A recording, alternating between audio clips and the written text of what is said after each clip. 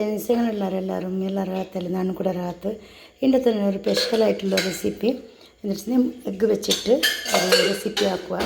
ഇതിപ്പോൾ ഞാൻ 5-6 മുട്ട വേപ്പാട്ടിട്ട് വെച്ചിട്ട് ಅದಕ್ಕೆ ಬೇನೆ ಸಾಮಗ್ರಿ ಎಂದು വെച്ചിട്ടുണ്ടെങ്കിൽ മൈദപ്പിട്ട് ഒരു മുട്ട ബ്രെഡ് ക്രംസ് ಇದಕ್ಕೆ ಸಾಸ್ ರೆಡಿ ಹಾಕೋ ಇಕ್ಕರೆ ಚಟ್ಪಟಾವಾಗು കൊത്തമ്പരി ചൊപ്പ് തെൽപുദീന ലിംബെ കായ്മുളക് അതിൽ പിന്നെ ചാട്ട് മസാല അതിൽ പിന്നെ ഇത് കൊജപ്പും ഞാനിത് തന്നെയെല്ലാം അരിയോ വെച്ചിട്ട് ഗട്ടി ആക്കിയിട്ട് എടുത്തിട്ട് ഒരു ഗಂಟೆ തന്നി അരി വെച്ച് ഇങ്ങനെ ഗട്ടി മസാലക്ക് ഇട്ട് ഇല്ല ഗട്ടിന്നതും എടുക്കാം.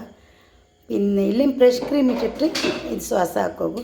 ഫ്രഷ് ക്രീം വേണ്ട, നല്ല ചട്പട്ടാക്കി തിന്നിട്ടുണ്ടെങ്കിൽ ഈ കൊജപ്പിട്ടാക്കി ಹಿಂಗೆ ಅವರು ಫಸ್ಟಿಗೆ ഈ 4 പീസ് മുട്ട എടുത്തിട്ട് ഇങ്ങനെ ഇട്ടിട്ട് മിക്സ് ആക്കിയിട്ട് അതിൽ പിന്നെ മൈദപ്പിട്ട് ഇങ്ങനെ ഡിപ്പാക്കിയിട്ട്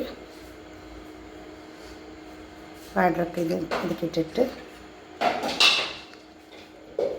ബ്രെഡ് ക്രംസ് ഇടുക. ഇട്ടിട്ട് കോട്ടിംഗ് ആക്കിയിട്ട്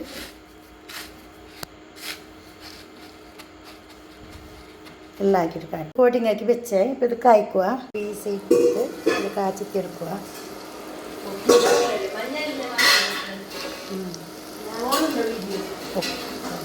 എല്ലാം ഇട്ട് ഒന്ന് ഫ്രൈ ആക്കിയിട്ട് എടുക്കുക. ഇത് ഫ്രൈ ആയിട്ട് ഒന്ന് തിരിച്ചിട്ടിട്ട് ഫ്രൈ ആക്കി എടുക്കുക. ഇത് ഫ്രൈ ആക്കി എടുക്കുക. ഇന്ന് ചേർത്ത് ഈ മുട്ടയുടെ മഞ്ഞളെല്ലാം ഇടുക, എല്ലാം മുളകും എല്ലാം ചേർത്തിട്ട് ചാട്ട് മസാല ഒരു സ്പൂൺ എത്ര മീനാവും ഇട്ടിട്ട് ഇപ്പോൾ അരച്ച് ക്രീമാക്കിയിട്ട് കൊന്ന് ഇപ്പോൾ റെഡിയാക്കും. ഇപ്പോൾ റെഡിയാക്കിയിട്ടെല്ലാം വെച്ചാൽ ഞങ്ങൾക്ക് ചെമ്മ മുട്ടയെല്ലാം വേണുണ്ടെങ്കിൽ അങ്ങനത്തെ ചെമ്മ മുട്ട വേപ്പാട്ടണം. തെല്ലുണ്ടെങ്കിൽ തെല്ല് ഇതാക്കുക. ഈ ക്രീം ഇടുക മേൽക്ക്.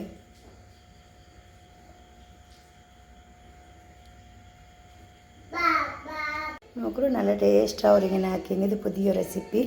വീഡിയോ ഇഷ്ടമെങ്കിൽ വീഡിയോ ഒരു ലൈക്ക് ആക്കോളൂ. വീഡിയോ ഫാമിലി ഫ്രണ്ട്സുകളൊക്കെ അടുത്ത് അങ്ങോട്ട് നോക്കി ലൈക്ക് ആക്കട്ടെ. Thank you. Take care. അസ്സലാമു അലൈക്കും.